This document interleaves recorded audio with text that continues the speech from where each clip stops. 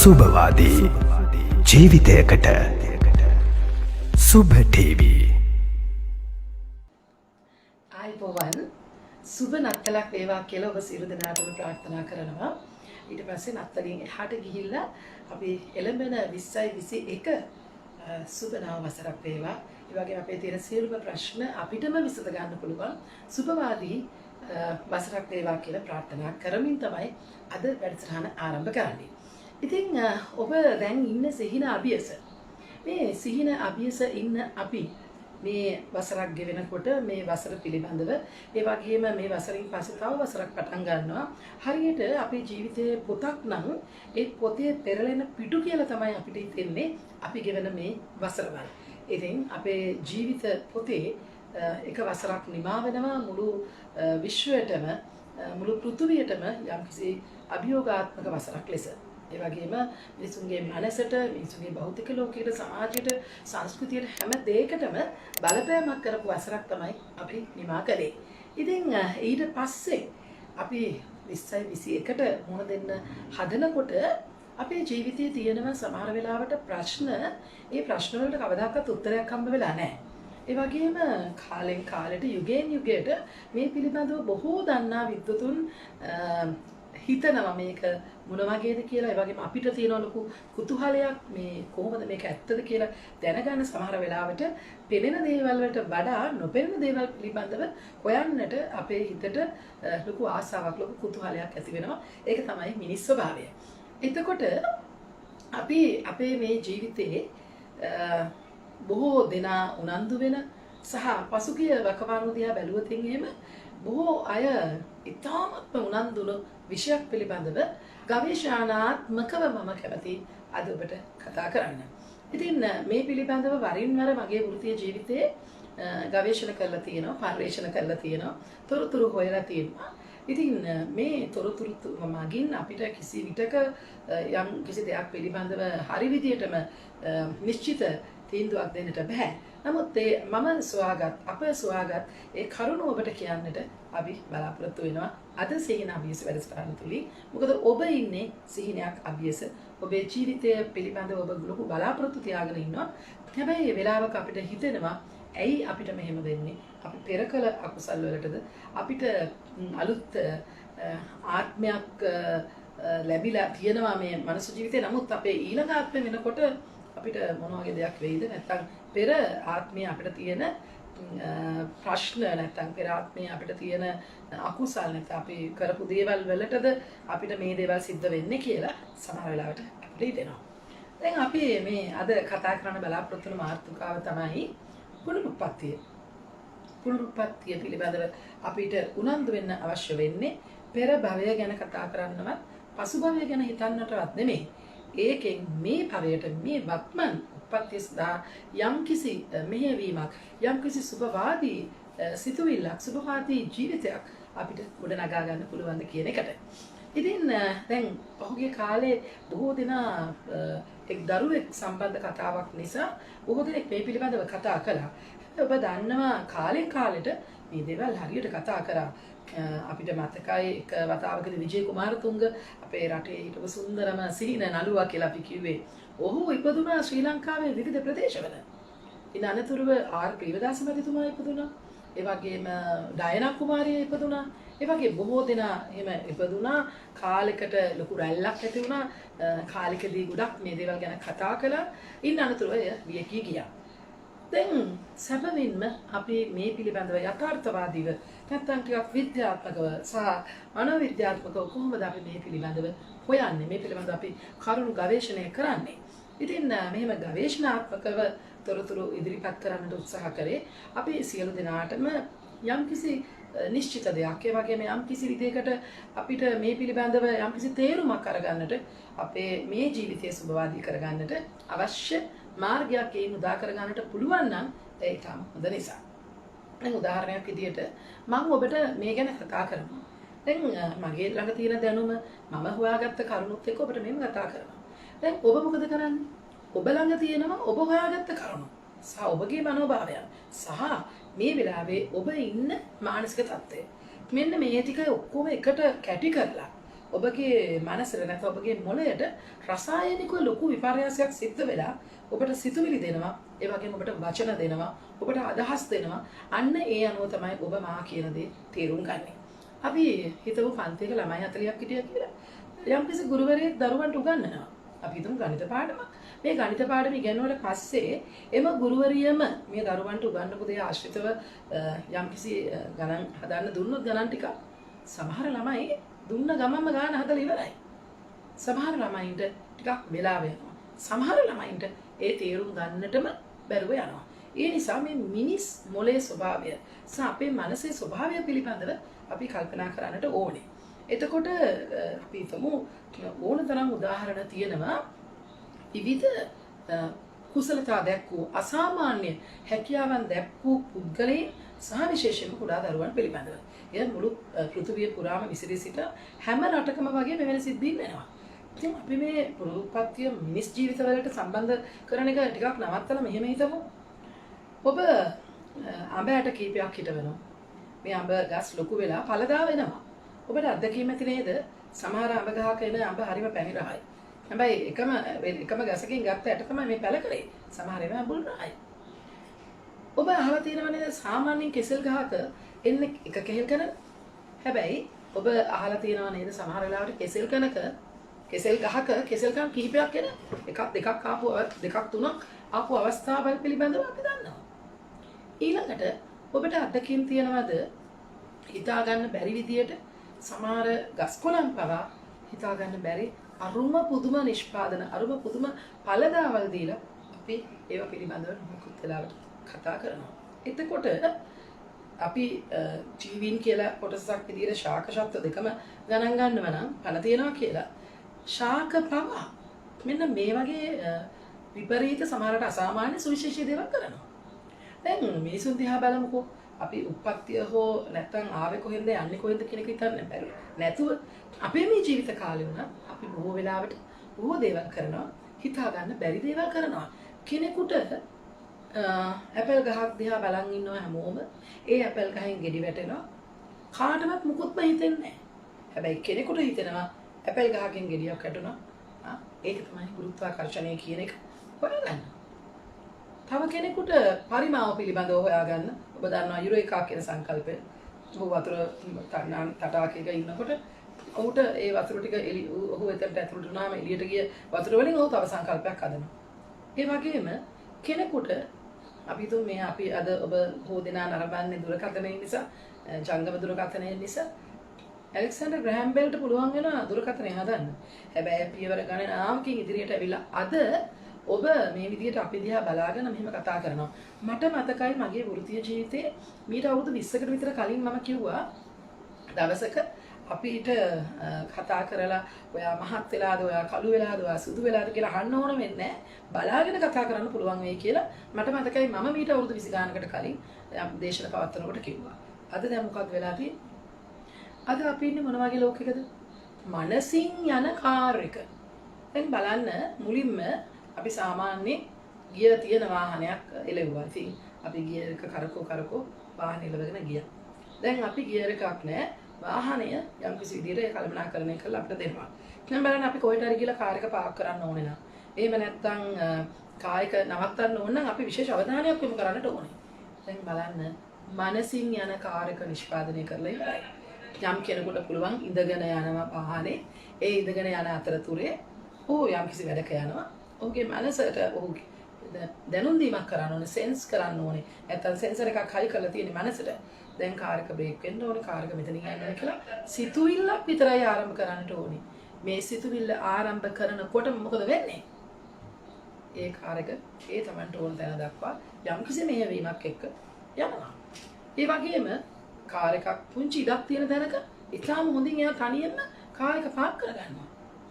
දැන් අවුරුදු 20කට කලින් මම කිව්වා මෙහෙම මුණ බලාගෙන අපිට කතා කරන්න පුළුවන් වෙයි කියලා. එදාට ඒක අරුමයක් බවට පත් වුණා. තව අවුරුදු 20ක් ගියාම මොකද වෙන්නේ? සමහරට අපේ අහස උඩින් යන කියාඹන කාර් අපිට දකින්න පුළුවන් වෙයි. අපිත් අපේ ඊළඟ පරම්පරාවල් එවැනි වාහන පාවිච්චි කරන්න පටන් ගනී. මේ මොකද්ද වෙන්නේ? මනසේ නිර්මාණය වෙන දේ. දැන් රයිට් සහෝදරයන්ට පුළුවන් වුණා මේ අහසින් යන වාහනයක් නිෂ්පාදනය කරන්න ඕනේ කියලා සිතුවිල්ලක් ආවා. ඒ සිතුවිල්ල උන් ප්‍රායෝගික ලෝකේ ජයග්‍රහණය කළා. ඒ වගේම තෝමස් අල්වා එඩිසන් මොකද කරේ? වාර 999 පාරක් උත්සාහ කරලා ඔහු මේ විදුලි බල්බය නිර්මාණය කළා. තවත් නිර්මාණ රාශියක් ඔහු ලෝකෙට හඳුන්වලා දුන්නා. ඔහු සුවිශේෂ කෙනෙක්. ඔහුගේ ආරම්භයේ ඔහුට ඉගෙන ගන්න බැරි, ඔහුට පන්තියේ කොන් වෙච්ච පාසලෙන් අස් වෙච්ච දරුවෙක්, අස් කරපු දරුවෙක්. හැබැයි කෙනෙකුට ඔහුගේ මමට පුළුවන් වුණා පෞද්ගලිකව උගන්වලා ඔහුගේ මොළයේ තියෙන ඒ හැකියාව පෙන්වන්නට. දැන් මම ඔබට කියනවා මගේ ළඟට ඉතාමත්ම ප්‍රසිද්ධ තාත්තා කෙනෙක් ඒ දරුවා වරගෙන ආවා. එතන ප්‍රශ්නේ උනේ ඒ දරුවාගේ පාසලේ ගුරුවරයා කියනවලු මේ ළමයා පිස්සු, මේ ළමයා පන්තියේ තියාගන්න බෑ, මේ ළමයාව අරගෙන යන්න මානසික රෝහලකට බේත් ගන්න. මේ ළමයා ඉන්නේ එක වසරේ. එතකොට මං කිව්වා එහෙම වෙන්න උදාහරණ ටිකක් කියන්න. දැන් කිව්වා එකක් තමයි මේ ළමයාට කිව්වොත් දෙකේ ඉලක්කම ලියන්න කියලා මේ ළමයා පුංචි කාර් දෙකක් අදිනවා. මේ ළමයාට පහේ ඉලක්කම ලියන්න කිව්වා මේ ළමයා තුවක්කු පහක් අදිනවා. මේ ළමයාට හයේ ඉලක්කම ලියන්න කිව්වොත් මේ ළමයා කැමරා මොනවා හරි වෙන උපකරණයක් තමයි අදින්නේ. එතකොට පන්ති ළමයි 39 දෙනෙක්ම දෙකේ ඉලක්කම ලියනකොට කාර් දෙකක් ඇඳපු ළමයාව ගුරුවරියට පේනවා අසාමාන්‍යයි විතරක් නෙමේ මානසික රෝගී තත්ත්වයක තියෙනවා කියලා. අපි හැමෝම මේ ලෝකෙට එන්නේ වෙනස් විදිහට. මේ ඇඟිලි සලකුණ ඒකට සාක්ෂි දරනවා. එතකොට ඇඟිලි සලකුණ සහ මොළය අතර ලොකු සම්බන්ධයක් තියෙනවා. ඇඟිලි සලකුණෙන් මේ කියවෙන අනන්‍යතාවය අපේ මොළයේ තියෙනවා. මේ ලෝකේ ඉපදිලා ඉන්න සහ මතුවට ඉපදෙන කිසි කෙනෙක්ගේ ඇඟිලි සලකුණ සමාන වෙන්නේ නැහැ. වගේම මොළයේ පිහිටීමත් කවදාකවත් සමාන වෙන්නේ නැහැ. එතකොට අසමාන පුද්ගලයන් ඉපදෙනවා. වෙනස් පුද්ගලයන් ඉපදෙනවා. හැබැයි කොතනකවත් කියන්නේ සමාන පුද්ගලයන් ඉපදෙනවා කියලා. දැන් සමාන නැත්තම් වෙනස් නම් ඒ වෙනස්කමේ උඩ සහ යට නැත්තම් එක එක මට්ටම් එක එක ස්තර තියෙන්න පුළුවන්. ඒ ස්තර තියෙන්න පුළුවන්. කෙනෙකුට කවියක් ලියා ගන්නට හිතන්නවත් බැරි කොට තව කෙනෙක් ඉතාමත් හොඳ කවියක් ලියනවා. කෙනෙකුට ගීතයක් ගායනා කරන්න හිතන්නවත් බැරි කොට හිතා ගන්න බැරි විදියට කෙනෙක් ගීතයක් ගායනා කරනවා. සමහර පුංචි දරුවෝ හිතා ගන්න බැරි දේවල් කරනවා. එතකොට මෙය පවතින ඒ භෞතික ජීවිතය දිහා බැලුවොත් ඒ මිනිස් සිරුර දිහා බැලුවොත් ඒ මිනිස් සිරුරේ තියෙන සාමාන්‍ය හැකියාවක් නැත්නම් අපි කියනවා වෙනස් හැකියාවක්. හැබැයි මේ වෙනස් හැකියාව එක එක ස්තරවල එක එක මට්ටම්වල තියෙන්න පුළුවන්. සමහර වෙලාවට අපි හිතමු අපි මේ සංස්කෘතිය තුළ අපේ මේ සමාජය තුළ අපේ මේ අධ්‍යාපන ක්‍රමය තුළ අපි කෙනෙකුට කියනවා මෙයාට ඉගෙන ගන්න බෑ. ඒ ඉගෙන ගන්න බෑ කියන්නේ ඇයි? ලකුණු 100 ගත්තේ නැත්තම්. ඒ ටික ගත්තේ නැත්තම්. ශිෂ්‍යත්වයේ උපරිම ලකුණු ගත්තේ නැත්තම්. හැබැයි ඒ පුද්ගලයා තුළ සුවිශේෂී හැකියාවක් තියෙන්නට පුළුවන්. සමහර වෙලාවට එය නිශ්චිතව මේ අපි කියන විභාගයෙන් ජයග්‍රහණය කරන ලකුණු ටික ගන්න එක නොවේ වෙන්නට පුළුවන්. තෝමස් අල්වා එඩිසන්ට ශිෂ්‍යත්ව විභාගයට ලියන දුන්නා ලියන්නේ නැහැනේ. හැබැයි ඔහු අසාමාන්‍ය නිර්මාණකරුවෙක් වුණා. ඉතින් වෙනස් මට්ටම එක එක ස්තරවල තියෙන්නට පුළුවන්. ඒ ස්තරවල තිබුණාම අපි නිකන් කටක වචනට කියනවා මෙයාට නම් ගියාත්මෙන් ලැබුණ බලයක් වගේ. මෙයාට නම් හිතා ගන්න බැරි පුළුවන් බලයක්. මේක නම් ගියාත්මෙන් ආපු එකක්. ඒ වගේම ටිකක් දුර්වල නැත්නම් හොඳ නැති පසුගාමී ඍණාත්මකයට අපි මොකද කියන්නේ? ඔය ගියාත්මක අකුසල්. ඔය පරණ පව් තමයි ඔය පළ දීලා තියෙන්නේ. ගියාත්මකක් වෙන්නේ නැති. සමහර වෙලාවට ඔබ කියලා ඇති. මම ඉතින් මේ ආත්මේ නම් මුකුත් පවක් කරලා නැහැ. හැබැයි ගියාත්මේ පව් තමයි මේ මට පළ දෙන්නේ. ඇයි? අපේ මිනිස් මොළයේ ස්වභාවයක් තියෙනවා. මනෝවිද්‍යාත්මකව අපි කැමති නෑ ප්‍රශ්නික බර නැත්නම් ප්‍රශ්නික වගකීම නැත්නම් අපේ දුර්වලතාවල වගකීම මෙතනට දාන්න. අපි කැමති ඒක කොහෙද හරි මුදා හරින්න. අපි ළඟ ඉන්න පුද්ගලයෙකුට මුදා හරින්න. මෙයා නිසා තමයි මට මෙහෙම වුනේ. මෙයා නිසා තමයි මට මෙහෙම වුනේ. එහෙමත් නැත්නම් අපි කියන්න කැමති අපි නොපෙන ලෝකයට මේ අයින් කරන්න පුළුවන්. ගිය ආත්මේ පාප. එහෙම නැත්නම් පෙර අකුසල්. එහෙම නැත්නම් අපිට කවුරු හරි මොනවා හරි කරලා කොඩි විනයක් කරලා ඒක නිසා තමයි මේ ඒ වගේ විවිධ කරුණු කාරණා කියන්නට පුළුවන්. ඉතින් ඔබ හරිම උනන්දුවෙන් ඉන්න නිසා මම තොරතුරු ටිකක් හොයාගත්තා ගවේෂණාත්මකව. දැන් ඇයි අපි මේ පුනරුත්පත්තිය කියන එක පිළිගන්නේ හෝ පිළිනොගන්නේ? දැන් අපි පිළිගන්නේ මොකද අපිට මතක නැහැ. හැබැයි ආම්බෙන් කවුරු හරි පුද්ගලයෙක් මුණ ගැහුනොත් එහෙම එයා විශේෂ හැකියාවක් තියෙනවා නම් අන්න අපි පිළිගන්නවා. අපි පිළිගන්නේ කියලා අපේ හිත කියනවා එයාට මෙහෙම කොහොමද උනේ? මෙච්චර දේවල් මේ පොඩි ළමයා කරේ කොහොමද? මේ ළමයාට ගිය ආත්මේ යම්කිසි බලවේගයක් ක්‍රියාත්මක වෙනවයි කියලා අපි කියන්න පුළුවන්. එතකොට ඔබ දන්නවා ඇති පෞරාණිකව ඊජිප්තියානු චිත්‍ර ලේඛනවල තමයි චිත්‍ර වලින් හදපු ලේඛනවල තමයි මේ පුනරුත්පත්තියක කතාව මුලින්ම ඇවිත් තියෙන්නේ. ඒක නිසා මේක බොහෝම ඈතට විහිදෙන කතාවක්.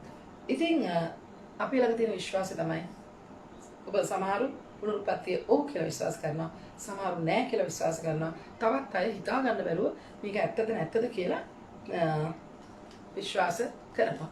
බුද්ධ ධර්මයේ බුදුරජාණන් වහන්සේ අපේ 550 ජාතික තුලින් මේ ඉපදීම කියන එක පිළිබඳව අපිට කතා කරනවා.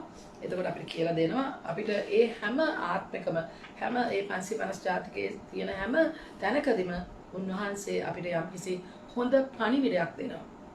ඒ පණිවිඩය තමයි අපේ ජීවිතේට අපි අරගන්නේ. ඒ උප්පත්තිය නෙමේ උප්පත්තිය තුල තියෙන පණිවිඩය. අපි එකම සිද්ධිය උදාහරණයක් විදිහට අපි හිතමු අපි පළවෙනි වසරට පාසලේ ඇතුළත් වෙච්ච දවස. දැන් ඔබට මතකද? මට නම් මතක නැහැ. සමහර කෙනෙකුට මේක මතකයි. මම පළවෙනි දවසේ ඇඬුවා. මගේ පළවෙනි දවසේ ගුරුවරිය මෙන්න මේ වගේ ඇඳුමක් ඇඳගෙන හිටියේ. මගේ පාසල තිබුණේ මෙන්න මේ වගේ තත්ත්වයක කියලා කෙනෙක් කියන්නට පුළුවන්. දශක ගණනාවක් ඈතට යනකොට මේ උප්පත්තිය තුල තියෙන සිදුවීම් පවා සමහරලාට මෙතන තියෙනවා, සමහර අයගේ නැහැ. උදාහරණයක් විදිහට ගිය සතියේ ඉරිදා ඔබ මොනවද අනුභව කළේ කියලා ඇහුවොත් ඔබට එකපාරට කියන්න බැරි. ගිය සතිය ඕනේ ඊයේ පෙරේද දේවලු අමතක වෙන්නත් පුළුවන්. සමහර කෙනෙකුට සුවිශේෂී දෙයක් නා මම ගිය ඉරිදා ගියේ මගේ මිතුරෙක්ගේ ගෙදරට තමයි මෙන්න හෝටලෙට ගියා. මේ හෝටලෙදි මෙන්න මේක කෑවා කියලා මතක තියෙනවා. ඇයි? සුවිශේෂී සිද්ධි සමුදායක්, භෞතික ලෝකයේ පරිසරයේ සමුදාය සිද්ධි අපි ළඟ තියෙනවා. ඒව උදව් කරනවා අපිට එය මතක් කරලා දෙන්න. එතකොට අපේ මනෝවිද්‍යානුකූලව අපි කිව්වොත් එහෙම අපිට මෙන්න මේ දේවල් අනුමාන කරන්න මොලේ සෛලවල තියෙන ප්‍රෝටීන් අණු. මේ ප්‍රෝටීන් අණු වල තමයි මේ මතක ශක්තිය තියෙන්නේ. ඒතර ප්‍රෝටීන් අණු ඉතාම ශක්තිමත් නම් ඒ ප්‍රෝටීන් අණු වලට හොඳ පෝෂණයක් ලැබිලා තියෙනවා නම් මනෝවිද්‍යානුකූලව සහ ජීව විද්‍යානුකූලව නැත්නම් මානසික සහ ශාරීරිකව ඒ ඉතාමත්ම හොඳ මතක ශක්තියක් තියාගන්නට උදව් වෙනවා. දැන් මිනිස් සිරුරේ සැලැස්මක් තියෙනවා. එතකොට රේඩියෝ අයිසොටෝප් වලින් තමයි මෙන්න මේ රේඩියෝ අයිසොටෝප් වලින් තමයි මේ අපිට මේ තියෙන ශක්තිය පිළිබඳව කියන්නේ. වසරක් පාසා මේ ශෛල අලුත් වෙනවා. දවස් 2-3කට සැරේකුත් මේ ශෛල වෙනස් වෙනවා කියලා කියනවා. ඉතින් එතකොට ඒ වෙනස් වීම වෙන්නේ අපි සාමාන්‍ය ජීවිතය දිහා බැලුවොත් සාමාන්‍යක මානසිකව අපි බැලුවොත් අපි අද දවසේ මෙහෙම කතා කරනවා. දැන් ඔබ මගෙන් ඇහුවොත් දැන් අද මම මේ කරන්නේ සීනාභියස වැඩසටහනේ මේ සජීව වැඩසටහනේ දෙවෙනි මාසේ පළවෙනි වැඩසටහන. ඒ කියන්නේ පස්වෙනි වැඩසටහන. දැන් ඔබ මගෙන් ඇහුවොත් පළවෙනි දවසේ මම මොන වගේ ඇඳුමකින්ද සැරසලා හිටියේ කිව්වත් මටවත් මතක නැහැ. අන්න ඒ නිසා ඇයි ඉන් අනතුරුව බොහෝ සිතුවීම් සමාන සිතුවීම් අපේ මනසේ සිද්ධ වෙලා තියෙනවා. ඒක නිසා අපිට ඒක මතක නැහැ. එතකොට දවසකින් දෙකකින් වෙනස් වුණා අර ප්‍රෝටීන් අණුවල තියෙන මතක ශක්තිය සමහර වෙලාවට සමහර දේවල් තියෙනවා දශක ගණනාවක් අපේ මතකේ තියෙන්නට පුළුවන්. දැන් ඔබ සිහින දකිනවද? සිහින අභියස සිටින අපි මේ කතා කරන්නේ. සිහිනයක් දකිනකොට ඒ සිහිනය හොඳට කල්පනා කරලා බලන්න අපි කොහේ හරි අහපු නව කතාවක කියවපු චිත්‍රපටයක දැකපු මොනවා හරි සිදුවීම් සමුදායක් අවිචාරවත්ම කිසිම පාලනයක් නැතුව ඔහේ එහාට මෙහාට ගිහින් චිත්ත රූපමවමින් රූපමවමින් අපගේ මතකයේ තුල ඉඳලා අපි උදේ නැගිට්ටාම කියනවා මෙන්න මේ වගේ හිණයක් දැක්කා. දැන් අපි මොකද කරන්නේ මේ? අපි ඊටාම සිහි බුද්ධියෙන් කතා කරනවා. අපි පාලනයක් ඇතුව කතා කරනවා. අපේ මනසට යම්කිසි අපි දීලා තියෙනවා නියෝගයක් දීලා තියෙනවා මෙන්න මෙහෙම තමයි කතා කරන්න ඕනේ. එතකොට දැන් මා ඔබට කතා කරනවා අනවශ්‍ය දේවල් විකාර කතා සාමාන්‍ය වෙලාවට කතා කරන භාෂා විලාසයේ ඒ කිසිම දෙයක් නෙමෙයි. එතකොට මං පාලනයක් ඇතුව යම්කිසි කලමනාකාරීත්වයක් ඇතුව ඔබට මේ කතා කරනවා. මගේ ප්‍රෝටීන් අණු මගේ නියුරෝන මගේ මානසික තියෙන සියලුම ශක්තියින් මේ වෙලාවේ ක්‍රියාත්මක කරන්නේ අන්න ඒ විදියට. එතකොට අපිට සමහර දේවල් මතකයි සමහර දේවල් මතක නැහැ මේ ජීවිතේ වුණා. සමහර වෙලාවට අපි කියන්නේ කෙනෙක් අපිට හම්බුනොත් එහෙම ඔයාට මම මතකද කියලා සමහරවිට මමත් විතර කියන දෙයක් තමයි ඇයි මම මැරලා ඉපදිලා අද මට ඔයා හොඳට මතකයි. නැත්නම් කෙනෙක් අපිට උදව්වක් කළොත් ඔව් මට හොඳට මතකයි. ඇයි ඔබ මට උදව් කළා මට ඒ සිද්ධිය අමතක වෙන්න හේතුවක් නැහැ. මැරලා ඉපදිලා නැහැ මම මේ ආත්මේ තාම ජීවත් වෙනවා. හැබැයි සමහර වෙලාවට අපි පාර යනකොට කෙනෙකු මුණ ගැහෙනවා. ඔහුත් එක්ක ඒ පුද්ගලයාත් එක්ක ඊට කලින් අපි හොඳට කොහේ හරි හම්බෙලා කතා බහ කරලා තියෙනවා. හැබැයි එකපාරට අපේ ඔළුවට එන්නේ එයා කවුද කියන එක. සමහර වෙලාවට අපි වාහනයක යනකොට උනා කවුරුද දැක්ක ගමන් එකපාරට මොලේ කියනවා මෙන්න මෙයා. එහෙම කියනවා. හිතා ගන්න බෑ. එතකොට අපිට මේ යටි සිතේ තියෙන දේවල් නැවත සිහිපත් කරන්නට අපිට පුළුවන් වෙනවා. ඔබ දන්නා මෝහන චිකිත්සාව. මෝහන චිකිත්සාව කියන්නේ විද්‍යාත්මක දෙයක්. එය මනෝවිද්‍යාවේ විශේෂයෙන්ම උපදේශන වැනි කාර්යයන්ට පාවිච්චි කරන දෙයක්. ඔබට මේ පැහැදිලි කිරීම කරන්නට ඕනේ. දැන් මෝහනය කිව්වම බොහෝ අය හිතන්නේ අනේ මාව මෝහනය කරන්නකෝ. කළා මට ගියාත්ම ගැන කියන්නකෝ. මං ගියාත්ම කොහෙද හිටියේ කියලා කියන්නකෝ. දැන් මා දැක තියෙනවා යම්කිසි රූපාණි වැඩසටහනක් මීට වසර ගණනාවකට පෙර යම්කිසි පුද්ගලයෙක්ව මෝහනය කරනවා. මෝහනය කරාම ඔහු කියනවා මම ඉන්නේ ස්පාඤ්ඤේ. මම ස්පාඤ්ඤේ රජ කෙනෙක්. මම මේ ස්පාඤ්ඤේ රජමාලිගාවේ ඉන්නේ. මට අන්තපුරයක් තියෙනවා ආදී වශයෙන් ස්පාඤ්ඤේ රජෙක් විදියට ඔහු කතා කරනවා. එතකොට මේ සියලු දේවල් ඔහු කියනවා. හැබැයි ඔහු කතා කරන්නේ මේ මා කතා කරන සිංහල භාෂාවෙන්. එතකොට ඔහුගේ මනස දැන් තියෙන්නේ ඒ පුරුප්පත්තිය ගැන කතා කරන නැත්නම් පෙර භවයන් ගැන කතා කරන තැනක නම් ඔහු ඉන්නේ ස්පාඤ්ඤ රජමාලිගාවේ නම් ඔහු කියන මෙන්න මේ දේවල් තියෙනවා මගේ බිසෝවරු ඉන්නවා මේ සියලු දේ කියනවා නම් ඔහුට ඒ මතකය අවදි කරන්නට සිංහල භාෂාව ඇර ඔහු එදා පාවිච්චි කර භාෂාව කරගන්න පුළුවන් නේද? එහෙම එන්න ඕනේ නේද? සමහර අය එහෙම තරක් කරන්නට පුළුවන්.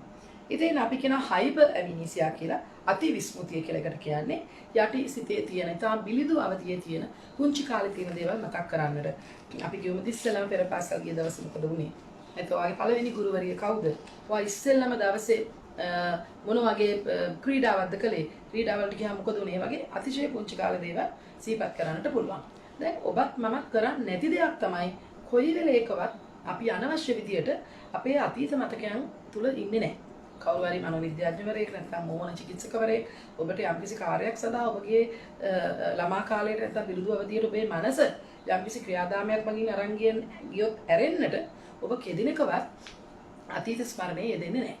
දැන් අතීත ස්මරණයේ යෙදෙන්නට හේතුවක් තියෙනට ඕනේ. හැබැයි මනෝවිද්‍යාඥයන් කියනවා මෙන්න මෙහෙම. අතීත ස්මරණයේ යෙදෙන්නට පුළුවන් නම් විතර මම අද හිතනවා ඊයේ මම මොනවද කරේ? ඊයේ මම මෙහෙම කරා. ඒක වැරදි. ඒකට මෙන්න මෙහෙම කරන්න තිබුණා මට. මෙන්න මේ ආදී වශයෙන් අපිට අඩු ගානේ පෙර දවස ගැන හරි අතීත ස්මරණයක යෙදෙන්නට පුළුවන් නම් අපිට කරුණු දෙකක් හම්බ වෙනවා. එකක් තමයි මතක ගබඩාවේ තියෙන ශක්තිමත් ස්වභාවය. මතකයේ තියාගන්න පුළුවන් ශක්තිමත් ස්වરૂපය අපිට ලැබෙනවා. අනිත් කාරණේ තමයි අපිට බොහෝ අපේ ජීවිතය හදාගන්නට මේ භෞතික ජීවිතය, මේ මිනිස් ජීවිතය, මේ ආත්මය, මේ උත්පත්තිය අපිට හොඳට ගෙනියන්නට අවස්ථාව ලැබෙනවා. දැන් අපේ රටේ පහුගිය කාලේ යම්කිසි දරුවෙක් පිළිබඳව නිතර විවිධ සමාජ අඩවිවල කියවුණා. ඒතකොට ඒ දරුවාගේ සුවිශේෂ ක්‍රියාව පිළිබඳව කිසි ප්‍රශ්නයක් නැහැ. හැබැයි අතීතය පිළිබඳව ඔහොම නොකියුව අපිට මතක් කරගන්නට පුළුවන් බොහෝ සිදුවීම් මේ පෘථිවියේ නැත්නම් මේ ශ්‍රී ලංකාවේ සිද්ධ වෙනවා. බොහෝ දෙමව්පියෝ නම් ඔබේ දරුවන් පුංචි කාලේ හිතා ගන්න බැරි දෙයක් කියන්න පුළුවන්. එහෙම දේවල් ඕන තරම් ඇති. ඔබත් මමත් පුංචි කාලේ වගේ දේවල් ඕන තරම් කරලා ඇති. දැන් ඔබට මේ පුනරුත්පත්තිය පිළිබඳව මමත් හරිම ගවේෂණ කරන කෙනෙක් විදියට මගේම අත්දැකීමක් මේක. ඉතාම සමීප අත්දැකීමක්. මම වතාවක් විදේශගත වෙනවා.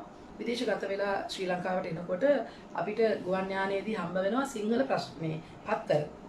මම සිංහල පත්තරයක් කියවෙනවා.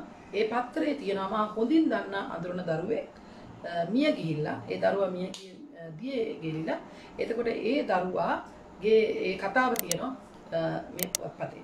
එතකොට මම ඒ දරුවා මගේ ළඟින් ආශ්‍රය කරපු දරුවෙක් නිසා අවුරුදු 16ක සාමාන්‍ය පෙළ ලියන්නට නියමිතව හිටිය දරුවෙක්. එතකොට ඊටමත් කම්පැනියක් ස්වභාවයක් මට දැනුණා. මම ඒ දරුවාගේ ගෙදරට ගියා. ඒ දරුවා ඇඹිලි පිටිය දරුවෙක්. එතකොට ඒ මව පියා ඊටමත් කම්පැනියෙන් හිටියේ. ඒ පියාට මොහොතකට මම කාන්තාවක් කියන ගමතක වුණා. ඒ තරම් මම බදාගෙන පුදුමාකාර විදිහට ඇඬුවා. ඒ පියා ලස්සන දෙයක්ත් කිව්වා. මම ලස්සන දෙයක් කිව්වා. හිතා ගන්න බෑ. මගේ පුතා කිව්වා මේ ගිය සතියේ කිව්වා ඇල්බම් එකක් හදන්න ඕනේ කියලා. ඉතින් ඇල්බම් එකක් හැදුවා. මේ බලන්න ඇල්බම් එක කියලා කිව්වා. ඒ ඇල්බම් එකේ මුල පිටුවේ මම ඉන්නවා ඔහුත් එක්ක ගත්ත වෙන ඡායාරූපයක්. තවත් අපේ රටේ ප්‍රසිද්ධ කීප දෙනෙක් එක්ක. එතකොට ඇල්බම් එක සුමානකට කලින් හැදුවේ. ඒතර අම්මයි තාත්තයි කියනවා මේක පුදුම දෙයක් කවදාකවත් අපි වෙන කාටවත් ඇල්බම් එකක් නැහැ. මෙයා මේ කියලා මෙයාම පින්තූර තෝරගෙන ඉඳලා මෙයා මේ වගේ හැදුවා කියලා. ඔය සිද්ධියෙන් වසර 3-4කට පසුව මේ පියා මට කතා කරනවා. පුදුම දෙයක් සිද්ධ වෙලා තියෙනවා. අපේ පුතා නැවත ඉපදිනාලු ඊට කිලෝමීටර් කීපයක් එහා. මේ සිද්ධියේ තොරතුරු විතරක් මම ඔබට වාර්තා කරනවා. සිද්ධිය ඇත්තද නැත්තද කියන එක අපිට හරියටම නිශ්චිත කරන්න නිශ්චය වශයෙන්ම කියන්න බැරි දෙයක්. ඒ පියා හරිම බුද්ධිමත් පියෙක්. ඒ පියා කිව්වා මම කිසි විටක මේව විශ්වාස කරන කෙනෙක් නෙමෙයි. හැබැයි මෙන්න මේ තොරතුරු ටික. අර මං කියපු නැවත ඉපදුණයි කියන දරුවා ඇවිලිපිටිය නගරයට ආවම එකපාරටම මෙන්න මගේ පාසල කියලා දුවගෙන යනවා. අර කලින් දරුවා ඉගෙන ගත්ත පාසල. කඩාගෙන බිඳගෙන යනවා. මෙන්න මගේ පන්තිය කියලා ඒ දරුවා මියනකොට හිටපු පන්තිය ඉඳ ගන්නවා. මේ මම මෙතන ශිෂ්‍ය නායකයා වුණා. පන්ති වෙනස් කරලා තියෙනවා. මේ ගුරුවරු නෙමෙයි හිටියේ කියලා මේ අවුරුදු 4-5 දරුවා කියනවා. ඉන්න අනතුරුව සෙනග පිරෙනවා මේ ලොකු ප්‍රශ්නයක් බවට පත් වෙනවා. ඇවිලිපිටිය ප්‍රදේශවාසීන් මේක බලන් අහන් ඉන්නවා නම් උන් දන්නවා මේ ගැන. ඊට පස්සේ මේ දරුවා ඊටාම හරස් පාරවල් වලින් යන්න තියෙන පාර කියමින් මේ පෙරකී දරුවා මාන්ද්‍රණ දරුවා ඉන්න නිවසට යනවා. ඒ නිවසේ තමන්ගේ ඡායාරූපයක් තියෙනවා ශිෂ්‍ය නායකයෙක් විදිහට පදක්කම් දුන්න දවසේ පින්තූරේ හඳුනා ගන්නවා. ඔහුගේ කාමරයට යනවා. ඒ විතරක් නෙමෙයි මේ දරුවා මිය ගියේ තවත් දරුවෙක් එක්ක පාඩම් කරනවා. ගේ පිටිපස්සේ වැවක් තියෙනවා. ගෙට ආවද පේන දුර තියෙන වැව. මේ දරුවා පාඩම් කරමින් ඉඳලා තවත් මිතුරෙක් එක්ක දෙන්නත් එකම නාන්න යනවා. නාන්න ගිහින් තියෙන කෑම කාලා ටික වෙලාවකින් දෙන්නම මිය යනවා. මේ දරුවෝ දෙන්නම මිය යනවා. එතකොට මේ සිද්ධියේදී හිතන්නේ මේ අර කෑම කාපු ඒවා අන්තිම දවසේ අම්මා අඬ අපිට කලින් කියලා තියෙනවා මෙන්න මේ දේවල් කෑම කියලා. එතකොට මේ අම්මා සූක්ෂම දෙයක් කරනවා. මේ පිරිසට අලුත් පවුල මේ ගෙදරට අහඹුලේ සාපු වෙලාවේ කෑම පිළියෙල කරනවා. හැබැයි අර අන්තිම දවසේ උයපු කෑම. එතකොට මේ දරුවා කියනවා අම්මා එදා ඉව්වෙත් මේවා තමයි කියලා කියනවා. ඊනනතුරුව ඒ ගෙදරට අහලපාල මිනිස්සු පිරිනවම එක කාන්තාවක් දිහා බලලා මේ දරුවගේ යාළුවෙක්ගේ නම කියලා නැන්දේ මේ යාළුවගේ නම කියලා කියනවා මගේ සංගීත භාණ්ඩයක් එයාලඟ තියෙනවා ඒක මට ඕනේ ගේන්න කියලා. කොටින්ම මෙයාගේ ගොඩක් බඩු මුට්ටු එකතු කරගන්නවා ගෙදර ගෙනියා. එයාගේ දැන් ඉන්න ගෙදරට ගෙනියනවා. මේ මම ඔබට කිව්වේ සිද්ධි සමුදාය. මේ සමුදාය එතනින් වාර්තා වුණ සිද්ධි. මේ සිද්ධි වලට මුලින් සහ අගින් මොනවද තිබුණේ කියන එක මම දන්නේ නැහැ. ගවේෂණය මම නෙමෙයි කරේ. නමුත් මේ පවුල් දෙකේම අය මෙය සමාජ මාධ්‍ය හෝ වෙනත් මාධ්‍යයකට දුන්නේ නැහැ. දෙන්නේ නැතුව ඇත්තට මේ පියා මට කිව්වා ඔබතුමියට කැමති නම් මෙය පත්තරයකට ලියන්න. මොකද මම දන්නවා ඔබතුමිය මෙය මාකට් කරන්නේ නැහැ. නමුත් සිද්ධියක් වාර්තා කරනවා. මම කැමති මේ සිද්ධිය වාර්තා කරනවට එකම එක හේතුවක් නිසා. මම ඒව මොකක්ද හේතුව? හේතුව තමයි මිනිස්සු මේ ආත්ම ජීවත් වෙන්නේ හරියට හරිම නරක විදියට, හරිම පාපකාරී විදියට. අඩු ගානේ තවත් ආත්මයක් තියෙනවා කියලා හිතුවොත් හරි ඊළඟ ආත්මෙත් අපිට මේ කර්ම ජීවිතයක් අත්වේ කියලා බයට හරි මේ මිනිස්සු මේ ආත්මෙ හොඳින් ඉදී. අන්නේ පණිවිඩය මගේ පුතාගේ මේ හෙලිදරව්වෙන් ඔප්පු කරන්න නැත්නම් ජනගත කරන්නට ඕන මිසක් මට වෙන දෙයක් අවශ්‍ය නැහැ කියන එක. මේ සිද්ධියේ ඇත්ත නැත්තෝ මේ සිද්ධියට මොකක්ද හේතුනේ කියන එක පිළිබඳව වෙනම විමසා බලන්න ඕන දෙයක්. හැබැයි අර පියා කියපු කතාව ඉතාමත් වැදගත්. අපි ඊයේ දවසේ අපි කරපු නරක දෙයක් නිසා අද දවසේ අපිට නරක ප්‍රතිඵලයක් එන්නට පුළුවන්. මේ නරක ප්‍රතිඵල එන්න හේතු දෙකක් තියෙනවනේ. මොකක්ද? එකක් අපේ මානසික බලපෑම. දෙවෙනි එක භෞතික ලෝකයේ තියෙන බලපෑම. මානසික බලපෑම මොකද්ද? ඔබත් මමත් කිසි විටක හොඳක් කළත් නරකක් කළත් මුළු ලෝකෙම මේක දැනගත්තේ නැති වුණත් දන්නවා දැනගත යුතු කෙනා ඒ මම ඒ ඔබ. එතකොට මේ මනසේ අපිට තැම්පත් වෙනවා. මනසේ මේ තැම්පත් වුණාට පස්සේ මොකද වෙන්නේ? අපිට ඒ හොඳ නම් හොඳ විදියට නැත්තම් ධනාත්මක විදියට සුබ විදියට අපි සුබ ටීවී හරහා මේ කතාව කරන්නේ. එහෙම නැත්තම් නරක දෙයක් නම් ඍණාත්මක විදියට අපේ මනසේ මේ ඔඩු දුවන්නට පටන් ගන්නවා. රසායනික ක්‍රියාවලියක් සිද්ධ වෙනවා. මානසික ක්‍රියාවලියක් සිද්ධ වෙනවා. ඒක නිසා එයා අපිට යම් විදියට කර්මයක් විදියට හොඳ පැත්තට හෝ නරක පැත්තට අපිට ඵල විපාක ලැබෙන්නට පුළුවන්. දැන් ඔබ දන්න සමහර අය ආස නිසා තෝමස් මැකෝලෝ ගැන ඔබ දන්නවා. අවුරුදු 1මාරයි වැඩිහිටියෙක් වගේ ඉතිහාස කතා කරලා තියෙනවා. අවුරුදු 1මාරයි. මේ ලෝකයේ දින වාර්තාගත දේවල්. බෙතෝවන් ඔබ දන්නවා අවුරුදු 7කදී ලොකු ජනකායක් ඉස්සරහා සංගීත සාදයක් පැවැත්වුවා. තාමත්ම හිතා ගන්න බැරි තරමට. ඒකම ක්‍රිස්ටියන් කියලා හිටියා. ඉපදී ටික වෙලාවකින් කතා කරලා. අවුරුද්දේදී බයිබලයෙන් කොටසක් මතකයෙන් කියන. අවුරුදු 3ේදී ප්‍රංශ සහ ලතින් භාෂාවෙන් ඕන ලියන්න කියන්න හැමදේම පුළුවන් වෙලා. කිලියන් හැමිල්ටන් විශ්වවිද්‍යාලයේ ශිෂ්‍යයෙකුට වඩා දැනුම තිබිලා තියෙනවා අවුරුදු 7ේදී. එතකොට හිතා ගන්න බැරි දේවල්. මයිකල් ක්ලොස්ටන්ගේ කියලා කතාවක් ඔබ අහලා තියෙන එක ප්‍රකට කතාවක්. මෙයා පරණ ගමකට යනවා, උන්ගේ ගමට යනවා. යනකොට මාත් පියත් එක්ක යන කුංචි දරුවෙක්. මේ දරුවට එකපාරටම පලාතම මීදුමෙන් වැහෙනවා. වැහෙන නිසා මවටයි පියාටයි පාර හොයාගන්න බැරුව වෙනවා. හැබැයි මේ මයිකල්ට පාර ඉතාම හොඳින් හොයාගෙන ගෙදරට යන්න පුළුවන් වෙනවා. එතකොට ගෙදර කට්ටිය අහනවා කොහොමද පාර හොයාගත්තේ? නෑ මම දන්නවනේ ගෙදර කියනවා. ඔහුගේ සීයා මිය ගිහින් ඉන්න කාලයකට කලින්. එතකොට නිකමට කියනවා මේ සීයා තමයි මට පාර කිව්වේ කියලා. ඒ වගේම ලස්සන දෙයක් සිද්ධ වෙනවා මේ ඔරලෝසුවක් තියෙනවා පරණ මේ ගෙදර මේ සීයා පාවිච්චි කරපු බිත්ති ඔරලෝසුව. මේ බිත්ති ඔරලෝසුවේ එක දවසක් මේ මයිකල්ට නිින්ද යන්නේ. මයිකල් කරන්නේ 2 වෙනකන් බලන් ඉන්නවා. 2ට ඔහු ගිහිල්ලා මේ ඔරලෝසුවේ පිටිපස්ස අත ගන්නවා. එතනින් වෙන දොරක් කැරෙනවා. ඒ දොරේ සල්ලි පොට්ටනියක් තිබිලා තියෙනවා. 100 හංගලා තියෙන සල්ලි ටික තමයි. එතනින් ඒ සල්ලි ටික ගන්න පුළුවන් වෙනවා. ඉතින් ඔන්න ඔයගේ බොහෝ දේවල් අපේ ජීවිතේ අපි අහලා තියෙනවා. ඩොරති ජෝඩන් කියලා ජේන් බ්‍රේ ආර්යාව පිළිබඳව එයාගේ මරණය නැත්තම් එතන ඝාතනය පිළිබඳව චිත්‍රපටයක් නරඹන්න ගිහින් යනකොට ඒ චිත්‍රපටයේ තියෙන වැරදි දේවල් කියලා ඇය කෑ ගහලා තියෙනවා. එක සිද්ධියක් තමයි ඒ චිත්‍රපටියේ කවුළුවකින් මේ ජේන් ආර්යාව බලාගෙන ඉන්නවා. එතකොට ඔහු කියනවා ඇය කියනවා එහෙම කවුළුවෙන් බලන්න බෑ ඒක හරි උසයි. සත්‍ය වශයෙන්ම පස්සේ බලනකොට එය ඔප්පු වෙලා තියෙනවා. ඉතින් ඒ වගේ බොහෝ දේවල් අර ගෙලසිඳීමට යනකොට ඒ ජේන් නිහඬව ගියයි කියලා චිත්‍රපටිය පෙන්නනවා. නමුත් ඩොරති කෑ ගහලා කියනවා නෑ එහෙමුනේ නෑ. ඒ කෑ ගැහුවා. සත්‍ය වශයෙන් මේ කෑ ගහලා තියෙනවා. චිත්‍රපටියේ සඳහන් වෙන්නේ. ඒතකොට ඔහොම දේවල් වෙනවා. දැන් ඔබට මට සමහර කෙනෙක්ව දැක්කාම හිතෙනවා අනේ මෙයා නම් මේ මට හොඳට දන්න කෙනෙක් නා කවුද හැබැයි හම්බ වෙලා නැහැ. සමහර ප්‍රදේශයකින් යනකොට අපිට හිතෙනවා මේ ප්‍රදේශය මට හොඳට මතකයිනේ. හැබැයි ඒ ප්‍රදේශයට ගිය පළවෙනි වතාව කොහොමද එහෙම වෙන්නේ? සමහර වෙලාවට කියන හරියට අපි දෙන්න මේ ගියාත්මය අඳුරන දෙන්නෙක් වගේ නේද? එහෙම කියනවා අපි. කොහොමද එහෙම වෙන්නේ? ඒක නිසා එහෙම දේවල් වෙනවා. අපේ ශරීරවල සමහර අයගේ අසාමාන්‍ය විදිහට ග්‍රන්ථිවල විවිධ රසායනික සංයෝගවල ඊටාම සුබවාදී පැත්තට වර්ධන සිද්ධ වෙන්නට පුළුවන්. අසාමාන්‍ය ග්‍රන්ථි වර්ධනයක් කියලා එකට කියන්නට පුළුවන්. හිතා ගන්න බැරි විදිහට කෙනෙකුට ගානක් හදන්න ගිහිල්ලා හරියට අමාරුවෙන් හදනකොට සමහර කෙනෙක් ඊටාම මෘදු ලෙස වහාම තේරුම් අරගෙන ඊටාම හොඳින් කරනවා. එහෙම දේවල් සිද්ධ වෙන්නට පුළුවන්. ඉතින් අපිට අපේ ජීවිතයේ මතක ගබඩාවේ තියෙන හැමදේම මතක් වෙන්නේ නැහැ.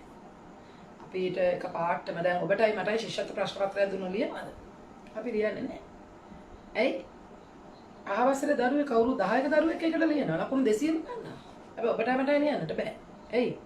එතකොට අපිට ඔප්පු වෙනවා ගම්ම වෙනවා නේද?